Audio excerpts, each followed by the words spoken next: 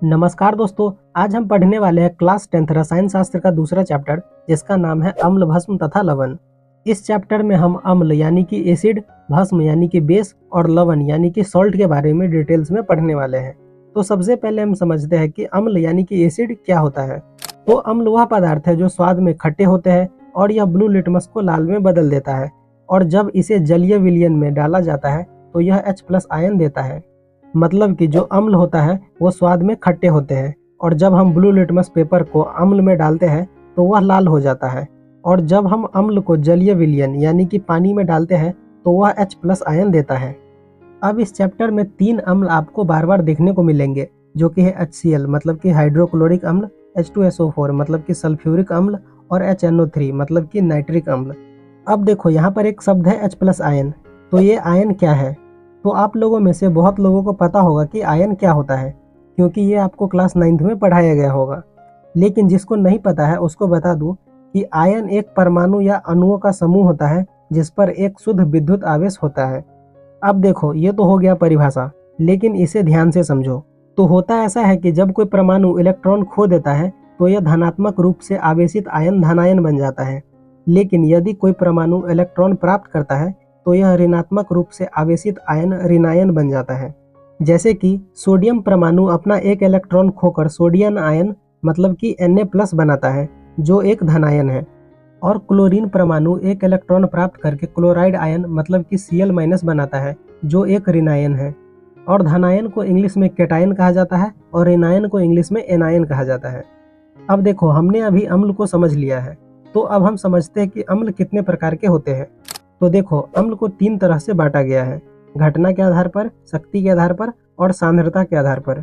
तो हम एक एक करके इन तीनों को समझते हैं। तो सबसे पहले हम समझते हैं घटना के आधार पर। तो घटना के आधार पर अम्ल 2 प्रकार के होते हैं, पहला कार्बनिक अम्ल और दूसरा अकार्बनिक अम्ल। तो कार्बनिक अम्ल वो अम्ल है जो प्राकृतिक रूप से पृथ्वी पर पाए जाते हैं, जैसे कि सिट्रिक अम्ल जो कि नींबू में पाया जाता है। और अकार्बनिक अम्ल वो अम्ल है जो प्राकृतिक रूप से पृथ्वी पर नहीं पाया जाता है, उसे हमें खुद तैयार करना पड़ता है, जैसे कि H2SO4 यानी कि सल्फ्यूरिक अम्ल। तो अब हम देखते हैं शक्ति के आधार पर अम्ल के प्रकार। तो शक्ति के आधार पर भी अम्ल 2 प्रकार के होते हैं, पहला प्रबल अम्ल और दूसरा दुर्बल अम्ल। तो प्रबल अम्ल वो अम्ल है जो जल में लगभग पूरे तरह से घुलकर ज़्यादा हाइड्रोजन आयन प्रदान करते हैं, जैसे कि HCl, H2SO4, HNO3। और वहीं दुर्बल अम्ल वो अम्ल है जो जल में पूरी तरह से नहीं घुलते हैं और कम हाइड्रोजन आयन प्रदान करते हैं, जैसे कि एसिटिक अम्ल और बोरिक अम्ल। तो अब हम देखते हैं सांद्रता के आधार पर अम्ल के प्रकार। तो सांद्रता के आधार पर भी अम्ल 2 प्रकार के होते हैं, पहला सांद्र अम्ल और दूसरा तनु अम्ल। तो जब विलयन में जल की मात्रा कम और अम्ल की मात्रा अधिक रहती है तो उसे सांद्र अम्ल कहा जाता है, जैसे कि सांद्र H2SO4, सांद्र HNO3। और वहीं जब किसी विलयन में जल की मात्रा अधिक और अम्ल की मात्रा कम हो तो उसे तनु अम्ल कहा जाता है, जैसे कि तनु HCl, तनु H2SO4। अब देखो, हमने अम्ल और उसके प्रकार को अच्छे से समझ लिया है। तो अब हम समझते हैं भस्म यानी कि बेसिस के बारे में। तो भस्म वह पदार्थ है जो स्वाद में कड़वे होते हैं और यह लाल लिटमस को ब्लू में बदल देता है, और जब इसे जलीय विलयन में डाला जाता है तो यह OH- आयन देते हैं। मतलब कि जो भस्म होता है वो स्वाद में कड़वा होता है, और जब हम लाल लिटमस पेपर को भस्म में डालते हैं तो यह ब्लू हो जाता है। और जब हम भस्म को जलीय विलयन यानी कि पानी में डालते हैं तो वह OH- आयन देता है, जैसे कि सोडियम हाइड्रोक्साइड, कैल्शियम हाइड्रोक्साइड। भस्म को क्षार भी कहा जाता है, और जो भस्म पानी में घुल जाता है उसे क्षारीय कहा जाता है। तो अब हम समझते हैं कि भस्म कितने प्रकार के होते हैं। तो भस्म को भी 3 तरह से बांटा गया है, घटना के आधार पर, शक्ति के आधार पर और सांद्रता के आधार पर। तो इन तीनों को एक एक करके अच्छे से समझते हैं। तो सबसे पहले हम समझते हैं घटना के आधार पर। तो घटना के आधार पर भस्म 2 प्रकार के होते हैं, पहला कार्बनिक भस्म और दूसरा अकार्बनिक भस्म। तो कार्बनिक भस्म वो भस्म है जो प्राकृतिक रूप से पृथ्वी पर पाए जाते हैं, जैसे कि पाइरिडीन।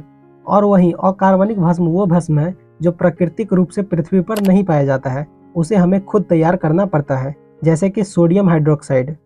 इसके बाद हम समझते हैं शक्ति के आधार पर भस्म के प्रकार। तो शक्ति के आधार पर भी भस्म 2 प्रकार के होते हैं, पहला प्रबल भस्म और दूसरा दुर्बल भस्म। तो प्रबल भस्म वो भस्म है जो जल में लगभग पूरी तरह से घुलकर ज़्यादा OH- आयन प्रदान करते हैं, जैसे कि सोडियम हाइड्रोक्साइड। और वहीं दुर्बल भस्म वो भस्म है जो जल में पूरी तरह से नहीं घुलते हैं और कम OH नेगेटिव आयन प्रदान करते हैं, जैसे कि अमोनियम हाइड्रोक्साइड। इसके बाद हम समझते हैं सांद्रता के आधार पर भस्म के प्रकार। तो सांद्रता के आधार पर भी भस्म दो प्रकार के होते हैं, पहला सांद्र भस्म और दूसरा तनु भस्म। तो जब विलयन में जल की मात्रा कम और भस्म की मात्रा अधिक रहती है तो उसे सांद्र भस्म कहा जाता है, जैसे कि सांद्र NaOH। और वहीं जब विलयन में जल की मात्रा अधिक और भस्म की मात्रा कम हो तो उसे तनु भस्म कहा जाता है, जैसे कि तनु NaOH। अब देखो यार, यहाँ तक हमने अम्ल और भस्म के कुछ गुण और उसके प्रकार को अच्छे से समझ लिया है, लेकिन यहाँ पर सवाल ये आता है कि हमें कैसे पता चलेगा कि कोई यौगिक अम्ल है या भस्म। तो इसके लिए हमारे पास होते हैं सूचक। तो आइए जानते हैं सूचक के बारे में। तो सूचक एक ऐसा पदार्थ होता है जो अम्ल और भस्म की उपस्थिति में रंग या गंध बदलकर एक संकेत देते हैं। और जो सूचक होते हैं वो तीन प्रकार के होते हैं, पहला प्राकृतिक सूचक, दूसरा कृत्रिम सूचक और तीसरा ऑयल फैक्ट्री सूचक। तो इन तीनों को एक एक करके अच्छे से समझते हैं। तो सबसे पहले हम समझते हैं प्राकृतिक सूचक को। तो ये वो सूचक होते हैं जो सीधे प्रकृति में मौजूद होते हैं, जैसे कि लिटमस, हल्दी। तो जब ब्लू लिटमस अम्ल के संपर्क में आता है तो वह लाल हो जाता है, और जब लाल लिटमस भस्म के संपर्क में आता है तो वह ब्लू हो जाता है। और ऐसे ही जब हल्दी अम्ल के संपर्क में आता है तो उसके रंग में कोई बदलाव देखने को नहीं मिलता है, लेकिन जब हल्दी भस्म के संपर्क में आता है तो उसका रंग लाल हो जाता है। इसके बाद हम सूचक के दूसरे प्रकार को समझते हैं, जो कि है कृत्रिम सूचक। तो ये वो सूचक होते हैं जो प्राकृतिक रूप से पृथ्वी पर मौजूद नहीं होते हैं, इसे हमें खुद तैयार करना पड़ता है, जैसे कि मिथाइल ऑरेंज और नेफ्थलीन। तो जब मिथाइल ऑरेंज अम्ल के संपर्क में आता है तो उसका रंग लाल हो जाता है, वहीं पर जब यह भस्म के संपर्क में आता है तो उसका रंग पीला हो जाता है। इसी तरह से जब नेफ्थलीन अम्ल के संपर्क में आता है तो उसके रंग में कोई बदलाव नहीं होता है, क्योंकि वो रंगहीन होता है। वहीं पर जब यह भस्म के संपर्क में आता है तो इसका रंग बदलकर गुलाबी हो जाता है। इसके बाद हम सूचक के तीसरे प्रकार को समझते हैं, जो कि है ऑयल फैक्ट्री सूचक। तो ये वो सूचक होते हैं जो अम्ल और भस्म की उपस्थिति में अलग अलग तरह के गंध देते हैं, जैसे कि वनीला इत्र, लौंग का तेल। तो वनीला इत्र का उपयोग आइसक्रीम को फ्लेवर देने के लिए किया जाता है, और जब ये अम्ल के संपर्क में आता है तो इसका गंध बहुत तेजी से फैलने लगता है। और जब यही वनीला इत्र भस्म के संपर्क में आता है तो इसमें से कोई गंध नहीं आता है। इसी तरह से जब लौंग का तेल अम्ल के संपर्क में आता है तो इसका गंध और भी ज़्यादा बढ़ने लगता है, लेकिन जब ये भस्म के संपर्क में आता है तो इसका गंध घटने लगता है। तो हमारे जितने भी सूचक थे उसको हमने अच्छे से समझ लिया है। तो अब हम समझते हैं अम्ल और भस्म के रासायनिक गुण को। तो देखो, अम्ल और भस्म की बहुत सारी अभिक्रियाएं होती हैं, तो उन सबको हम एक एक करके अच्छे से समझते हैं। तो सबसे पहले हम समझते हैं धातुओं के साथ अभिक्रिया। तो जब अम्ल धातु के साथ अभिक्रिया करता है तो लवण बनता है और साथ ही हाइड्रोजन गैस भी निकलती है, जैसे कि Zn प्लस H2SO4 जो कि देता है ZnSO4 प्लस H2। यानी कि जब जिंक सल्फ्यूरिक अम्ल के साथ अभिक्रिया करता है तो जिंक सल्फेट बनता है और साथ ही हाइड्रोजन गैस भी निकलती है। यहाँ पर जो Zn है वो धातु है, और जो H2SO4 है वो अम्ल है, और जो ZnSO4 है वो लवण है। वहीं पर जब कोई भस्म धातु के साथ अभिक्रिया करता है तब भी लवण ही बनता है और साथ ही हाइड्रोजन गैस भी निकलती है, जैसे कि Zn प्लस 2NaOH जो कि देता है Na2ZnO2 प्लस H2। यानी कि जब जिंक सोडियम हाइड्रोक्साइड के साथ अभिक्रिया करता है तो सोडियम जिंकेट बनता है और साथ ही हाइड्रोजन गैस भी निकलती है। यहाँ पर जो Zn है वो धातु है, और जो NaOH है वो भस्म है, और जो Na2ZnO2 है वो लवण है। तो आपने देखा कि जब धातु अम्ल और भस्म के साथ अभिक्रिया करता है तो दोनों के साथ लवण ही बनाता है और साथ ही हाइड्रोजन गैस भी निकलती है। तो अब हमें ये देखना है कि इस अभिक्रिया में जो हाइड्रोजन गैस निकल रही है उसे हम कैसे चेक कर सकते हैं। तो देखो, ये एक फ्लास्क है और इसके अंदर जिंक और सल्फ्यूरिक अम्ल की अभिक्रिया हो रही है। इन फ्लास्क से एक पाइप निकलती है जो साबुन की घोल वाली बर्तन में जाकर खत्म होती है। अब जो जिंक और सल्फ्यूरिक अम्ल की अभिक्रिया हो रही है उसमें से जो हाइड्रोजन गैस निकलेगी वो इस पाइप के द्वारा साबुन की घोल तक पहुंच जाएगी। उसके बाद साबुन के घोल में बुलबुले निकलेंगे जिसमें हाइड्रोजन गैस भरी होगी, और जब हम एक जलती हुई मोमबत्ती को उस बुलबुले के पास ले जाएंगे तो वह पॉप साउंड के साथ फट जाएगी, और इनसे हमें हाइड्रोजन गैस का पता चल जाएगा, क्योंकि हाइड्रोजन गैस ज्वलनशील होती है। इसके बाद हम देखते हैं दूसरे रासायनिक समीकरण को, जो कि है धातु के कार्बोनेट और बाइकार्बोनेट के साथ अभिक्रिया। तो जब धातु के कार्बोनेट अम्ल के साथ अभिक्रिया करता है तो लवण, जल और कार्बन डाइऑक्साइड बनाता है, जैसे कि ZnCO3 प्लस H2SO4 जो कि देता है ZnSO4 plus H2O plus CO2। यानी कि जब जिंक कार्बोनेट सल्फ्यूरिक अम्ल के साथ अभिक्रिया करता है तो जिंक सल्फेट जल और कार्बन डाइऑक्साइड बनता है। यहाँ पर जो ZnCO3 है वो धातु के कार्बोनेट है, और जो H2SO4 है वो अम्ल है, और जो ZnSO4 है वो लवण है, और जो H2O है वो जल है, और जो CO2 है वो कार्बन डाइऑक्साइड है। अब हम धातु के बाइकार्बोनेट का उदाहरण देखते हैं। तो जब धातु के बाइकार्बोनेट अम्ल के साथ अभिक्रिया करता है तब भी लवण जल और कार्बन डाइऑक्साइड ही बनता है, जैसे कि NaHCO3 प्लस HCl जो कि देता है NaCl plus H2O plus CO2। यानी कि जब सोडियम बाइकार्बोनेट अम्ल के साथ अभिक्रिया करता है तो सोडियम क्लोराइड जल और कार्बन डाइऑक्साइड बनाता है। यहाँ पर जो NaHCO3 है वो धातु के बाइकार्बोनेट है, और जो HCl है वो अम्ल है, और जो NaCl है वो लवण है। अब देखो, ये तो हो गई अम्ल के साथ अभिक्रिया, लेकिन अगर हम भस्म की बात करें तो धातु के कार्बोनेट और बाइकार्बोनेट भस्म के साथ अभिक्रिया नहीं करता है, क्योंकि धातु के कार्बोनेट और बाइकार्बोनेट दोनों ही भस्म है और कोई भी भस्म दूसरे भस्म के साथ अभिक्रिया नहीं करता है। अब देखो, जब धातु के कार्बोनेट और बाइकार्बोनेट की अभिक्रिया अम्ल से हो रही थी तो कार्बन डाइऑक्साइड गैस निकल रही थी। तो हमें कैसे पता चलेगा कि जो गैस निकल रही है वो कार्बन डाइऑक्साइड ही है? तो देखो, ये एक फ्लास्क है और इसके अंदर संगमरमर यानी कि CaCO3 और हाइड्रोक्लोरिक अम्ल की अभिक्रिया हो रही है। इन फ्लास्क से एक पाइप निकलती है जो एक बीकर में जाती है, और इन बीकर में चूना जल रखा गया है यानी कि CaOH2 रखा गया है। और जो संगमरमर और हाइड्रोक्लोरिक अम्ल की अभिक्रिया हो रही है तो उनमें से जो कार्बन डाइऑक्साइड गैस निकल रही है वो इस पाइप के द्वारा इन बीकर में आएगा। कार्बन डाइऑक्साइड के इस बीकर में आते ही CaOH का रंग बदलकर दूधिया हो जाएगा, जिनसे हमें ये पता चलता है कि जो गैस निकल रही है वो कार्बन डाइऑक्साइड ही है। तो इसके बाद अब हम समझते हैं अम्ल और भस्म की अभिक्रिया। तो जब अम्ल और भस्म की अभिक्रिया होती है तो लवण और जल बनता है, जैसे कि HCl प्लस NaOH जो कि देता है NaCl प्लस H2O। यहाँ पर जो HCl है वो अम्ल है, और जो NaOH है वो भस्म है, और जो NaCl है वो लवण है, और H2O के बारे में तो आप जानते ही हैं, वो एक जल है। और जब अम्ल और भस्म की अभिक्रिया होती है तो उसे उदासीनीकरण अभिक्रिया कहा जाता है।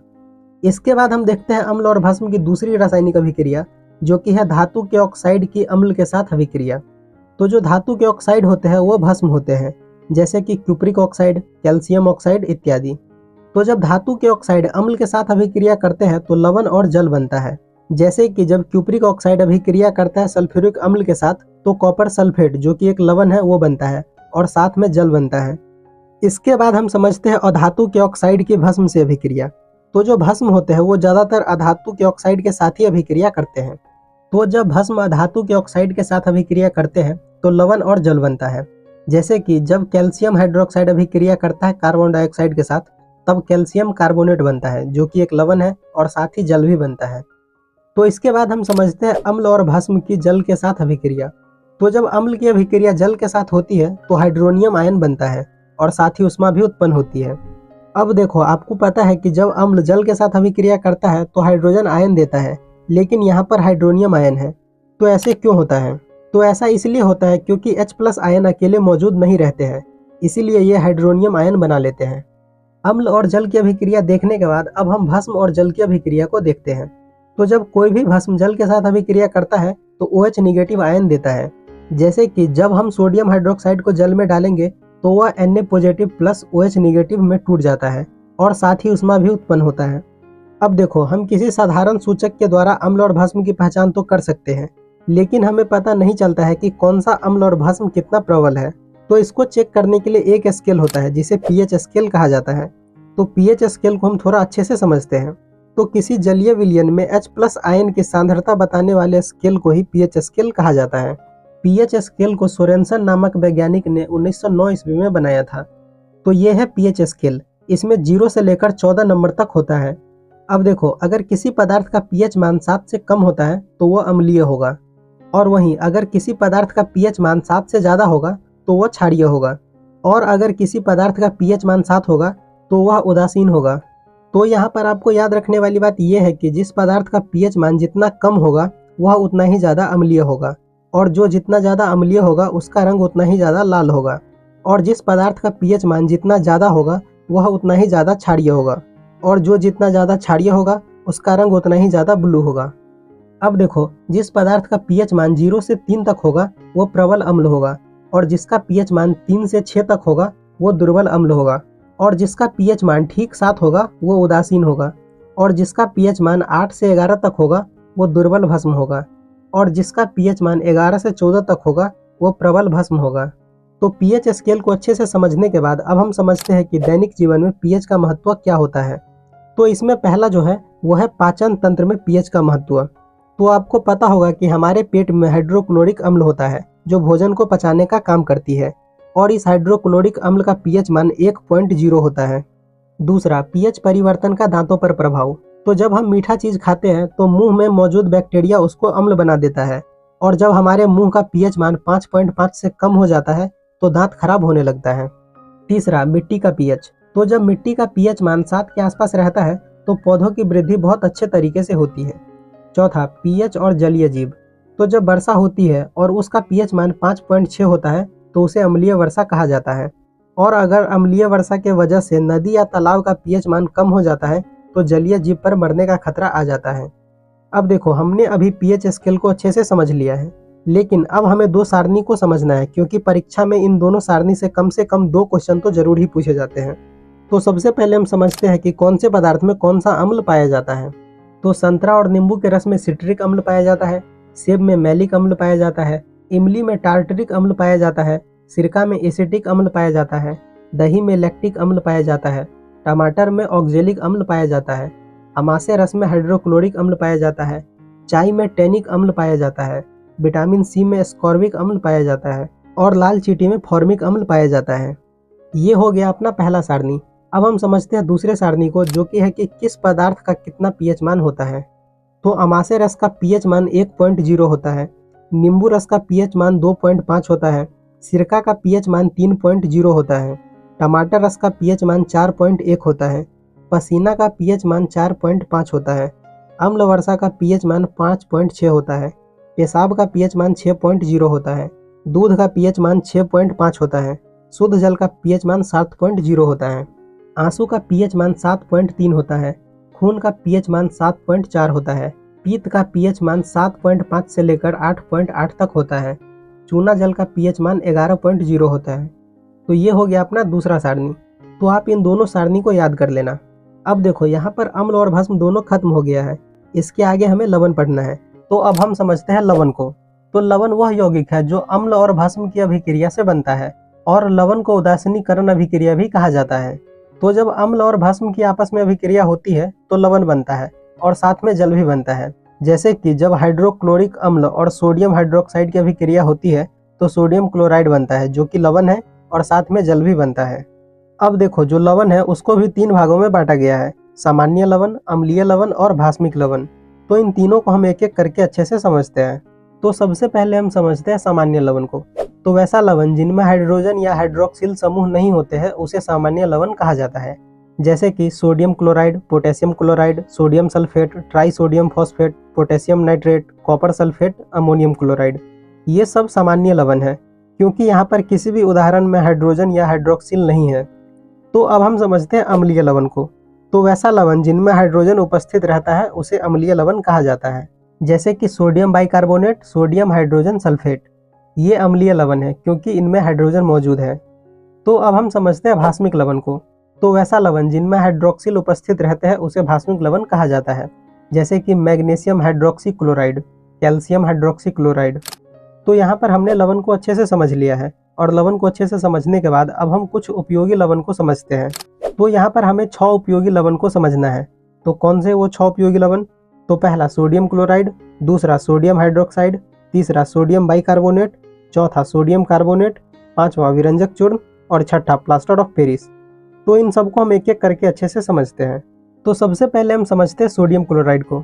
तो सोडियम क्लोराइड को साधारण नमक भी कहा जाता है, और इसका सूत्र NaCl होता है। तो जब सोडियम हाइड्रोक्साइड और हाइड्रोक्लोरिक अम्ल की अभिक्रिया होती है तो सोडियम क्लोराइड प्राप्त होता है। हमारे देश में नमक का 95% हिस्सा समुद्री जल और चट्टानों से प्राप्त किया जाता है, और उस प्राप्त किए हुए नमक में पोटेशियम आयोडेट या पोटेशियम आयोडाइड की मात्रा मिलाकर नमक को आयोडीन युक्त बनाया जाता है। और आयोडीन युक्त नमक खाने से आयोडीन की कमी पूरी होती है, जिनसे हमें घेघा रोग नहीं होता है। तो अब हम दूसरे उपयोगी लवण को समझते हैं, जो कि है सोडियम हाइड्रोक्साइड। तो सोडियम हाइड्रोक्साइड को कास्टिक सोडा भी कहा जाता है, और इसका सूत्र NaOH होता है। तो जब सोडियम क्लोराइड और जल का विद्युत अपघटन किया जाता है तो सोडियम हाइड्रोक्साइड बनता है, और साथ ही हाइड्रोक्लोरिक अम्ल भी बनता है। तो कास्टिक सोडा कैसे बनता है ये देखने के बाद अब हम देखते हैं कि कास्टिक सोडा के कुछ उपयोग को। तो इसका उपयोग साबुन और अपमार्जक को बनाने में किया जाता है, कागज़ को बनाने में किया जाता है, ऑयल रिफाइनरी में किया जाता है, कीटाणुनाशक के रूप में भी इसका इस्तेमाल किया जाता है, ब्लीचिंग पाउडर बनाने में भी इसका इस्तेमाल किया जाता है। तो अब हम तीसरे उपयोगी लवण को समझते हैं जो कि है सोडियम बाइकार्बोनेट। तो सोडियम बाइकार्बोनेट को सोडियम हाइड्रोजन कार्बोनेट या बेकिंग सोडा या खाने का सोडा भी कहा जाता है और इसका सूत्र NaHCO3 होता है। अब हम देखते हैं कि ये बनता कैसे है। तो जब सोडियम क्लोराइड, जल, कार्बन डाइऑक्साइड और अमोनिया की अभिक्रिया होती है तो सोडियम बाइकार्बोनेट बनता है और साथ ही अमोनियम क्लोराइड भी बनता है। तो अब हम देखते हैं बेकिंग सोडा के कुछ उपयोग को। तो इसका उपयोग रसोई घर में खाना को जल्दी पकाने के लिए किया जाता है, पाव रोटी और केक बनाने में किया जाता है जिनसे वो मुलायम और स्पंजी रहता है, इनो बनाने में इसका उपयोग किया जाता है और आग बुझाने में भी इसका उपयोग किया जाता है। तो अब हम चौथे उपयोगी लवण को समझते हैं जो कि है सोडियम कार्बोनेट। तो सोडियम कार्बोनेट को धोने का सोडा या धोबिया सोडा भी कहा जाता है। इसका सूत्र Na2CO3 × 10H2O होता है। तो धोने का सोडा कैसे बनता है? तो जब सोडियम बाइकार्बोनेट को गर्म किया जाता है तो सोडियम कार्बोनेट, कार्बन डाइऑक्साइड और जल प्राप्त होता है और जो सोडियम कार्बोनेट प्राप्त हुआ है उसमें 10H2O को मिलाने पर धोने का सोडा प्राप्त होता है। तो इसके बाद हम देखते हैं धोबिया सोडा के कुछ उपयोग को। तो इसका उपयोग कपड़ा आदि को धोने के लिए किया जाता है, कांच, कागज, साबुन इत्यादि के उपयोग में भी इसका इस्तेमाल किया जाता है और जल के खारापन को दूर करने के लिए भी इसका उपयोग किया जाता है। तो अब हम पांचवें उपयोगी लवण को समझते हैं जो कि है विरंजक चूर्ण। तो विरंजक चूर्ण को ब्लीचिंग पाउडर भी कहा जाता है और इसका सूत्र CaOCl2 होता है। तो विरंजक चूर्ण कैसे बनता है? तो शुष्क बुझा हुआ चूना को यानी कि कैल्शियम हाइड्रोक्साइड को 40 डिग्री सेल्सियस पर गर्म करके उसमें क्लोरीन मिलाने से विरंजक चूर्ण बनता है और साथ ही जल भी बनता है। तो इसके बाद हम देखते हैं विरंजक चूर्ण के कुछ उपयोग को। तो इसका उपयोग कीटाणुनाशक के रूप में किया जाता है, कागज और कपड़े को विरंजन यानी कि ब्लीच करने में इसका उपयोग किया जाता है, क्लोरीन और क्लोरोफॉर्म इत्यादि बनाने में भी इसका उपयोग किया जाता है। तो अब हम छठे और आखिरी उपयोगी लवण को देखते हैं जो कि है प्लास्टर ऑफ पेरिस। तो प्लास्टर ऑफ पेरिस को कैल्शियम सल्फेट हेमीहाइड्रेट कहा जाता है। इसे आम भाषा में POP भी कहा जाता है और इसका सूत्र CaSO4 × 12H2O होता है। इस सूत्र को हम अलग तरीके से भी लिख सकते हैं, CaSO4 का होल ट्वाइस × H2O। तो प्लास्टर ऑफ पेरिस बनता कैसे है? तो जब जिप्सम को 120 डिग्री सेल्सियस पर गर्म किया जाता है तो वो अपने कुछ जल के अणु को खोकर प्लास्टर ऑफ पेरिस बनाता है। इसे हम एक रासायनिक अभिक्रिया द्वारा समझने की कोशिश करते हैं। CaSO4 × 2H2O जो कि एक जिप्सम है जिसे 120 डिग्री सेल्सियस पर गर्म करने पर CaSO4 × 12H2O बनता है जो कि प्लास्टर ऑफ पेरिस है। और जब हम प्लास्टर ऑफ पेरिस में पानी मिलाते हैं तो वो दोबारा जिप्सम बन जाता है। तो इसके बाद हम देखते हैं प्लास्टर ऑफ पेरिस के कुछ उपयोग को। तो इसका उपयोग घरों की दीवारों को मुलायम करने के लिए किया जाता है, मूर्ति और खिलौने बनाने के लिए भी इसका उपयोग किया जाता है और जब किसी की हड्डी टूट जाती है तब डॉक्टर हड्डियों को जोड़ने के लिए पट्टी के रूप में इसका इस्तेमाल करते हैं। तो देखो ये चैप्टर यहाँ पर ख़त्म हो जाता है और आगे आप लोगों को किस चैप्टर पर वीडियो चाहिए आप मुझे कमेंट में बता सकते हैं। आई होप आपको ये वीडियो पसंद आई होगी। अगर वीडियो पसंद आई है तो वीडियो को एक लाइक कर दीजिए, एक प्यारा सा कमेंट कर दीजिए और चैनल को सब्सक्राइब भी कर दो यार। और हाँ यार, अपने दोस्तों के साथ इस वीडियो को शेयर करो, जितना से जितना हो सके उतना से उतना ज़्यादा शेयर करो। मिलते हैं अगले वीडियो में, तब तक के लिए bye bye and take care.